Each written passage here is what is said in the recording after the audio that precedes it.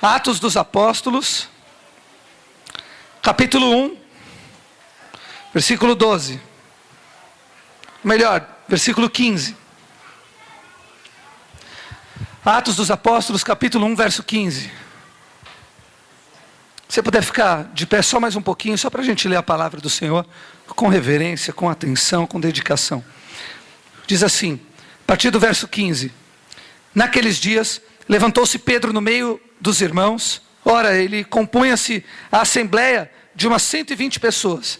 E ele disse, irmãos, convinha que se cumprisse a escritura que o Espírito Santo proferiu anteriormente por boca de Davi, acerca de Judas, que foi o guia daqueles que prenderam Jesus, porque ele era contado entre nós e teve parte nesse ministério. Ora, este homem adquiriu um campo com o preço da iniquidade, e precipitando-se, rompeu-se pelo meio, e todas as suas entranhas se derramaram. E isso chegou ao conhecimento de todos os habitantes de Jerusalém, de maneira que em sua própria língua esse campo era chamado Aceldama, isto é, campo de sangue. Porque está escrito no livro dos Salmos, fique deserta a sua morada, e não haja quem nela habite, e tome outro o seu encargo. É necessário, pois, que dos homens que nos acompanharam todo o tempo que o Senhor Jesus andou entre nós, começando no batismo de João, até o dia em que dentre nós foi levado às alturas, um destes se torne testemunha conosco da sua ressurreição. Então propuseram dois, José, chamado Barsabás, cognominado Justo, e Matias. E orando disseram, tu, Senhor, que conheces o coração de todos, revela-nos qual destes dois tens escolhido para preencher a vaga neste ministério e apostolado, do qual Judas se transviou, indo para o seu próprio lugar.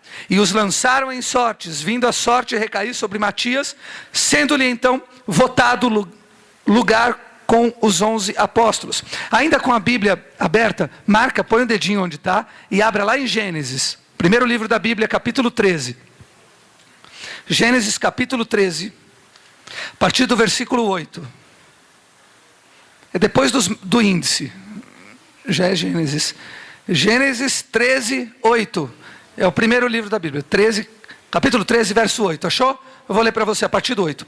Disse Abrão a Ló, não haja contenda entre mim e ti, e entre os meus pastores e os teus pastores, porque somos parentes chegados. Acaso não está diante de ti toda a terra? Peço-te que te apartes de mim. Se fores para a esquerda, irei para a direita. Se fores para a direita, irei para a esquerda. Levantou Ló os olhos e viu toda a campina do Jordão, que era toda bem regada, antes de haver o Senhor destruído Sodoma e Gomorra, como o jardim do Senhor, como a terra do Egito, como quem vai para Zoar. Então Ló escolheu para si toda a campina do Jordão e partiu para o oriente. Separaram-se um do outro. Habitou Abrão na terra de Canaã e Ló nas cidades da campina, e ia armando as suas tendas até Sodoma. Ora, os homens de Sodoma eram maus e grandes pecadores contra o Senhor. Amém? Feche os seus olhos. Senhor nosso Deus e Pai, estamos aqui para ouvir a Tua palavra, ouvir a Tua voz, sermos edificados, consolados, exortados, admoestados. Senhor, estamos prontos a ouvir de Ti. Fala conosco, Pai. Nós Te pedimos, eu me coloco como um instrumento nas Tuas mãos. Oh Deus, porque a unção, a glória, a palavra, tudo é Teu, Senhor. Em nome de Jesus, amém. Pode sentar, querido.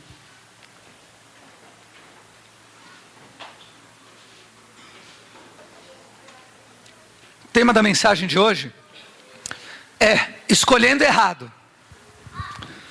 Muitas vezes a gente escolhe errado. E aí talvez você esteja se perguntando como escolher certo. Hoje nós não falaremos sobre como escolher certo. Quem quiser ouvir sobre como escolher certo, volte semana que vem. Ou na próxima semana. Amém? Mas hoje nós vamos falar o que você e eu não devemos fazer. Nesses dois textos, mas principalmente no texto de Atos, que foi até que o pastor Marcelo entrou e começou a realizar uma introdução com vocês aqui, o pano de fundo era esse. Eram 12 discípulos, eram 12 apóstolos, um traiu Jesus, que foi Judas. Isso já estava escrito e profetizado na Bíblia, que um trairia. Não vem ao caso, e não vamos falar do porquê ele traiu, e se tinha condições de arrependimento para ele, não vem ao caso hoje. O que acontece é que quando Judas saiu, ficaram 11, e eles lembraram da profecia lá no Salmo de Davi, que dizia: o que traiu vai ser tirado e outro vai tomar o seu lugar. E ali Pedro, impetuoso como sempre, tomando a frente, líder da igreja, começa a discursar com os irmãos, e a lembrá-los da palavra do Senhor, e a lembrá-los aquilo que estava escrito, e dizer: olha, nós precisamos repor esta vaga. Essa vaga está em aberto agora, e nós precisamos escolher quem vai tomar o lugar de Judas. E trouxeram ali alguns conceitos. Vamos procurar quem estava com a gente desde o começo, quem participou, quem conheceu João Batista, e quem desde aquela época andou com a gente, andou com Jesus. Este vai ser o critério. E todo o povo disse amém, amém, amém, vamos embora. Na Bíblia não relata ninguém que tenha contestado essa decisão de Pedro. E eu quero te dizer, meu irmão, hoje basicamente duas coisas sobre as escolhas erradas das nossas vidas. A primeira: quando é que eu percebo, ou qual a primeira coisa que constitui uma decisão errada? Primeiro lugar, independência. Quando você não busca a direção de Deus para decidir. Primeiro aspecto. Mas você pode me perguntar: mas pastor Júnior, eu vi ali, e o senhor leu o texto que diz que eles oraram ao Senhor, e foi uma oração bonita. Olha o que Pedro disse na oração dele. Ele fala assim: e orando disseram: tu, Senhor, que conheces o coração de todos. Eu estou quase chorando com essa oração de Pedro. Tu, Senhor, conhece o coração de todos. Pedro dizendo: quem é que ia contestar? Quem é que ia dizer: meu irmão, está precipitado? Olha a oração bonita. Ele fala assim: o Senhor conhece o coração de todos, nos revela. Quantos de nós escolhem errado, tomam decisões erradas, porque acham que estão buscando a Deus, mas na verdade estão impondo limites a Deus, e falando: Deus, agora, dentro desses dois caminhos que o meu coração entende que é certo, me revela qual dos dois eu tenho que ir. O que os apóstolos fizeram nessa hora foi isso. Eu não vejo Pedro fazendo isso com uma má intenção, porque era um homem de Deus. Mas eu vejo que faltou sabedoria, humildade e, acima de tudo, dependência de Deus. Porque em vez de eles orarem pedindo para Deus confirmar qual dos dois, se o Barsabás ou se o Matias, qual dos dois seriam escolhido, eles deveriam perguntar o quê? Senhor, é hora de repor essa vaga? A grande questão é quando eu e você lemos a Bíblia e queremos interpretá-la do nosso jeito, e queremos criar uma teologia própria, e temos isso, pior, como revelação de Deus. A Bíblia não é para ser interpretada conforme o meu e o teu coração. Você pode dizer isso para o teu vizinho aí? A Bíblia não é para ser interpretada conforme o seu coração. Diz para ele. Diz para ele: a revelação quem dá não é o teu coração. Aleluia. A revelação quem dá é o Espírito Santo. A Bíblia diz, Jesus disse: Ele, o Espírito Santo, o outro Consolador, Ele vos guiará em todas as coisas. Eu vejo, meu querido, muitas denominações de igreja, muitas aberrações dentro das igrejas, por causa disso. Porque homens, líderes, mulheres, começam a interpretar a Bíblia do jeito que eles querem, e acabam criando vertentes diversas, e tendo aquilo como a última revelação de Deus para a igreja. O evangelho é muito simples. Jesus disse: buscar-me-eis e me achareis, quando me buscardes de todo o coração. A palavra de Deus diz isso sobre Deus. Deus disse isso, não Jesus, Deus disse isso. mas eles buscam na hora errada. Saiba, a independência de Deus pode fazer você buscar a Deus na hora errada. Ah, mas tem hora errada de buscar a Deus para tomar uma decisão? Tem. Você precisa tomar a decisão, ou você precisa buscar a Deus antes de impor limites. Eu e você somos criatura, amém? A criatura não pode dizer ao Criador: ei, Criador, me faça desse jeito, me faça daquele jeito. Ou eu chegar para a igreja e dizer: amados, eu vi aqui na Bíblia que os vossos velhos sonharão sonhos. Tem isso na Bíblia ou não tem? Hã? Tem ou não tem? Tem. Então, a partir de hoje, durante o culto, nós vamos dar soníferos para os irmãos acima de 60 anos, para que eles durante o culto possam sonhar sonhos, e depois eles vão contar para a gente. Isso ainda é leve, perto do que eu tenho ouvido por aí. E a igreja, amém, está escrito na palavra. Pastor orou, vamos nessa, maracujina neles, maracujina em todos os velhinhos. Não posso, não tenho o direito de interpretar a Bíblia do meu jeito, baseado nos meus conceitos. A Bíblia, quem revela é o Espírito Santo de Deus, e normalmente contra os nossos conceitos, contra a nossa criação, contra a maneira que aprendemos quando éramos crianças. Normalmente o Espírito Santo vem para revirar os nossos conceitos e trazer uma mentalidade nova, porque a Bíblia diz que nós temos a mente de Cristo. Eram os apóstolos, querido. Eu não estou falando aqui que era o pastorzinho que nasceu ontem, não era o pastor Júnior aqui, era o Pedro, o único homem que além de Jesus andou sobre as águas. O homem não era fraco não, querido. Andou com Deus, recebeu palavra da boca de Jesus, dizendo: Pedro, porque você tem esse apelido de Pedro, teu nome é Simão, mas porque você é Pedro, é rocha mesmo, sobre essa tua declaração, sobre esta pedra, eu vou edificar a minha igreja. Meu querido, talvez tenha sido uma das maiores declarações de Jesus para um homem.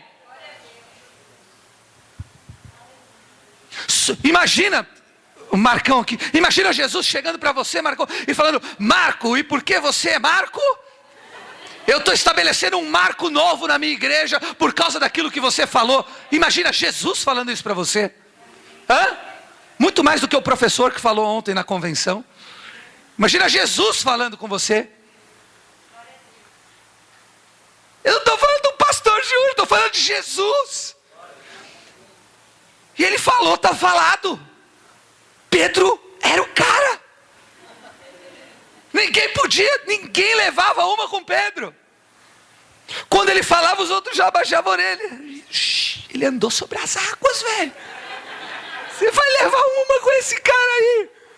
Quem vai questionar? Afundou, mas andou. Foi o único que andou. Você vai falar assim, cala sua boca. Imagina que tinha algum ali meio bocudo, sabe? Que gostava de falar muito. Talvez André, talvez Bartolomeu. Mas nada, cala a boca. Amém, Pedro. Vamos jogar Urim e Tumim. Urim e Tumim eram duas pedras que eram usadas no Antigo Testamento através de lançar sortes para era a mesma coisa que você pegar e jogar 2 dados assim. Se cair, vamos ver os números que caem. E se cair acima de 6, nós vamos. Se cair abaixo de 6, nós não vamos. Lançaram sortes. Deus não precisa de sorte para dizer quem Ele está escolhendo, querido. A grande prova disso é que nós vemos que depois Saulo, aquele perseguidor da igreja, olha o Espírito Santo quebrando os conceitos. A vaga precisava ser reposta, amém? Mas não do jeito que Pedro e os apóstolos acharam. A vaga seria reposta por Paulo, até então chamado de Saulo. O Senhor foi até ele, o Senhor chegou, falou com ele. Saulo literalmente caiu do cavalo, ficou cego por alguns dias, até chegar o profeta ali de Deus e falar: vem cá que eu vim aqui falar com você, estou morrendo de medo, mas foi Deus que mandou. Eu vim aqui, eu sei que você é o perseguidor da igreja, eu preciso falar contigo, porque hoje você vai voltar a enxergar. Porque o Senhor Jesus diz para ti: porque você é vaso escolhido. Quem disse? Jesus disse para Ananias, né? Jesus disse para Ananias. Não foi Ananias: ah, Senhor, tem que repor a vaga. Ah, não, já está reposta a vaga preenchida. Me mostra mais uma vez que Deus não tem compromisso com aquele que não busca Ele. Afinal, imagine o Senhor Jesus dizendo: Pai, segura a onda aí. Não vamos poder colocar outro, que já colocaram Matias. Já era nosso plano, Pai. Já era, furou. Agora não vai dar. Vamos pensar em outra coisa aqui, Pai. Vamos dar as mãos. Vamos unir nossas forças. Não vamos orar, porque eles iam orar para quem? Vamos dar as mãos e agora vamos decidir, Pai. Algo novo vai ter que acontecer. Não, querido, já estava determinado que seria Paulo o escolhido. Saulo, o perseguidor. Aquele que tinha matado cristãos. Aquele que tinha encerrado cristãos em prisões. Este era o escolhido de Deus. Não conforme os homens acharam que tinha que ser alguém que tivesse vindo desde a época de João Batista. Paulo, nem sei se ele conheceu, se bateu papo com João Batista. Talvez ele tenha ouvido falar. O que importa para Deus é o que Ele escolhe, pronto, e acabou. Por isso Deus pega coisas pequenas e põe em grandes lugares. Por isso Deus pega gente que não tem, para mostrar que tem, porque é o poder dEle que opera tudo em todos. O Senhor realiza de um jeito que a gente não entende. A lógica de Deus não é a nossa lógica. Os planos de Deus são mais altos do que os nossos. Olha o que a independência de Deus pode gerar. Uma escolha errada. Porque ninguém pensa em como ficou Matias nessa história.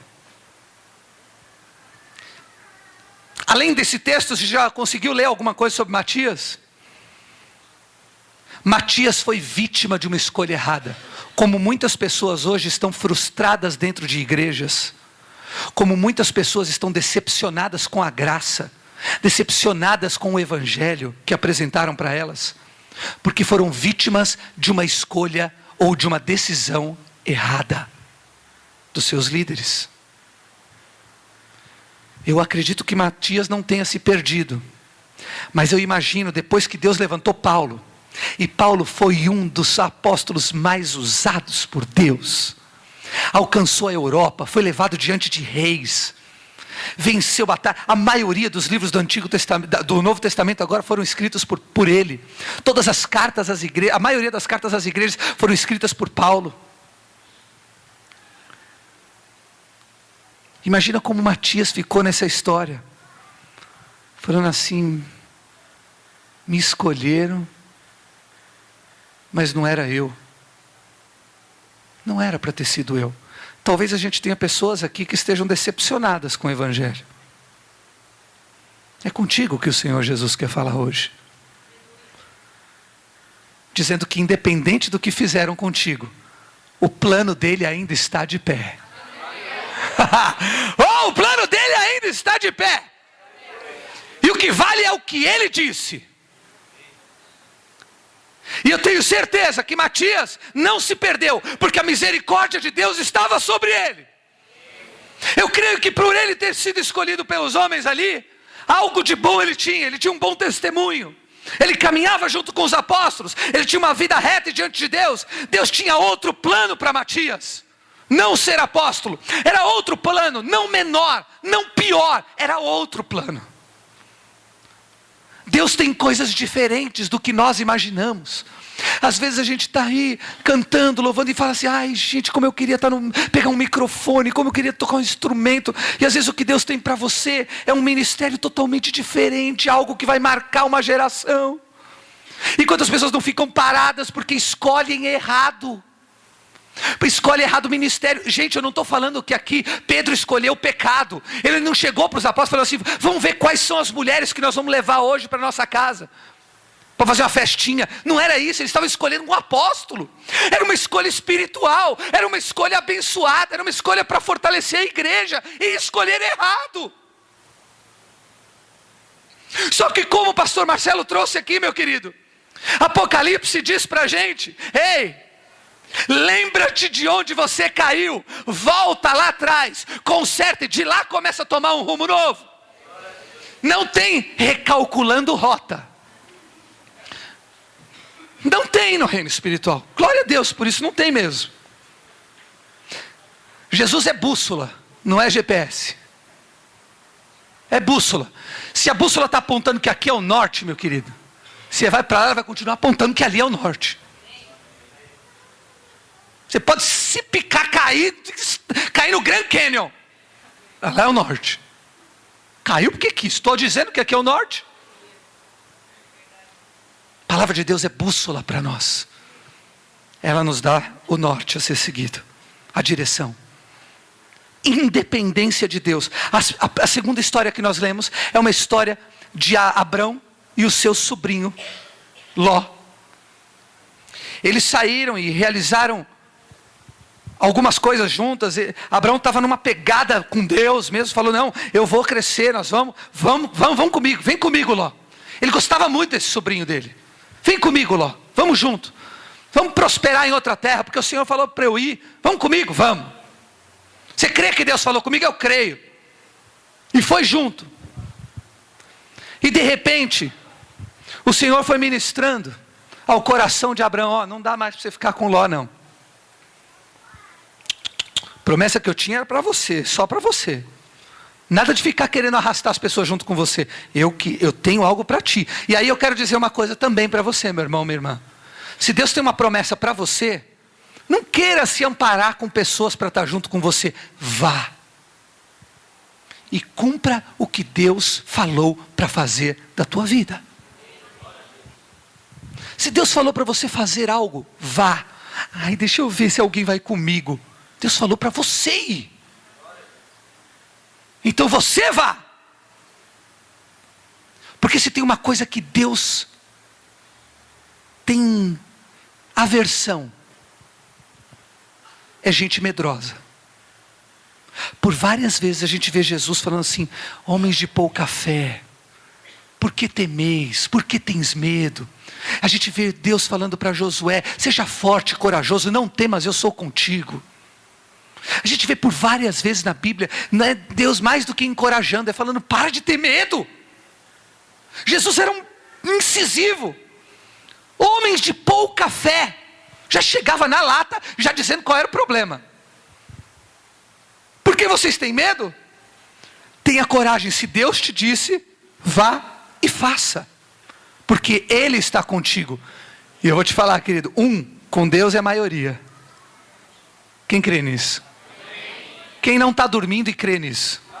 Glória a Deus, glória a Deus. Com Deus é maioria, não precisa de mais. Amém? Tem gente rindo aí, né? Porque eu peguei no pulo. Amém. E aí, o que aconteceu na escolha? Abraão falou para Ló: é o seguinte, você é meu sobrinho, querido, amado, você veio comigo, mas agora não dá mais não. Você já tem uma turma boa aí com você, nós já multiplicamos, crescemos, né? Tem uma turma grande, agora escolhe aí para onde você vai. De um lado, umas terras feias, ou terra horrível, sabe assim? Você olhar um lugar feio, montanha e pedra, e do outro lado uma paisagem bonita, aquela paisagem de família de margarina, sabe propaganda de margarina? Que estende o lençol e vai fazer o piquenique, aquela paisagem de fundo. Só faltava aquelas propagandas de creme dental, a pessoa pulando na piscina assim, né? Mas Ló olhou. E muitas vezes o Senhor nos coloca num lugar para a gente poder escolher, porque Ele quer testar e provar para nós mesmos se o nosso coração está nele. Então o que Ele faz? Ele nos coloca num lugar e diz assim: escolhe agora você. E a gente já sai escolhendo. Um exemplo típico: aparecem 2 oportunidades de emprego. E o Senhor fica lá, na dele, sentado no trono, com anjos, com a terra, encostando seus pés sobre a terra, porque a Bíblia diz que a terra é o escabelo dos pés do Senhor. Ele repousa na poltrona celestial, no trono de glória, aquela fumaça enchendo o templo, está numa brisa. gostoso ali. Só contemplando o Senhor, contemplando todo mundo, toda a terra. A Bíblia diz que os olhos dele estão sobre os fiéis da terra. Ele ali olhando e falando: vai, decide, filho meu. Decide. Na verdade ele está só esperando, assim por dentro, esperando. Vai, me busca que eu falo. Me busca que eu dou direção. Me busca, me busca. Mas ele está lá. E aí você: Senhor, 2 oportunidades de emprego. Uma me paga 30 mil reais por mês. A outra me paga 150. Senhor, está muito claro a sua vontade. Porque o Senhor é um Deus que me prospera. E aí toma posse da palavra, igual Pedro fez. Porque está escrito na tua palavra que eu vou ser cabeça e não cauda. Está escrito Senhor, Senhor, nem vou olhar que dia que eu tenho que trabalhar, Senhor. Por esse valor, meu Deus, eu vou de olho fechado. Tu és fiel, Senhor. E começa a cantar no chão: tu és fiel, Senhor. Oh Deus, como é bom te adorar. Como é bom, vale a pena servir a Deus. É lógico que eu vou. E está indo para tomar a decisão que vai afastá-lo dos caminhos do Senhor, que vai roubar e sugar todo o tempo dele, que vai acabar com o casamento dele, que ele não vai mais ter tempo para estar com os filhos, que ele vai virar um escravo, um zumbi, e todo feliz achando que escolheu certo. Por quê? Cresceu o olho no dinheiro e achou que o dinheiro é que vai sustentar ele. Não. A coisa certa é: Senhor, olha, eu levantei, tem prós e tem contras aqui, Senhor, mas eu preciso de Ti para tomar uma decisão. Eu não posso sair de onde, nem sair de onde eu estou para ir para alguma dessas, se o Senhor não me dirigir. Então saiba, Senhor, se o Senhor não for muito claro comigo, eu fico onde eu estou. Essa deve ser a posição daquele que tem convicção em Deus. Mas se o Senhor for, eu vou, seja para onde for, amém? Amém. E aí, você vê aquela voz que a Bíblia diz: eis que a voz, ela virá por detrás de ti dizendo: este é o caminho, andai por ele. E aí você ouve aquela voz: este é o caminho. Meu Deus, é aquele o meu caminho. É o caminho dos 150, Senhor. Mas aí você vai lá, e lá o Senhor te sustenta. Lá o Senhor envia anjos, o Senhor prepara homens e mulheres para te abençoarem, para multiplicarem as bênçãos sobre a tua vida. E ali você começa a ganhar vidas para Jesus e ser uma bênção. E o teu chefe te chama e te promove, e você consegue alcançar posições maiores, porque você dependeu de Deus.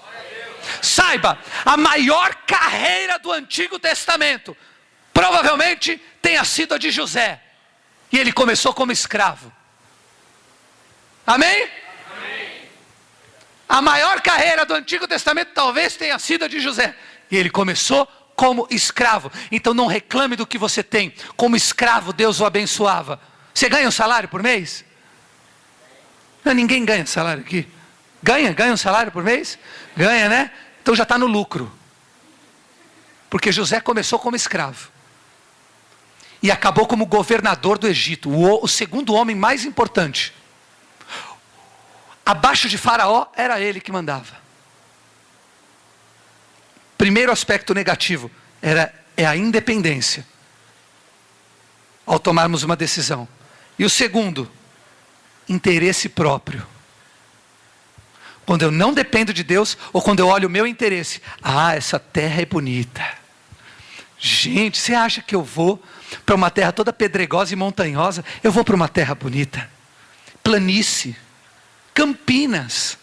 Olha, o nome é até bonito, né? Campinas do Jordão. Mas saiba, nessas Campinas do Jordão existiam 2 cidades que todo mundo conhece: Sodoma e Gomorra.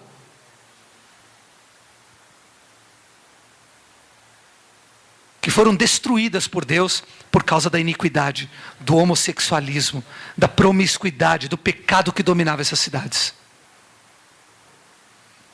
Então, meus irmãos, saibam que para decidirmos certo,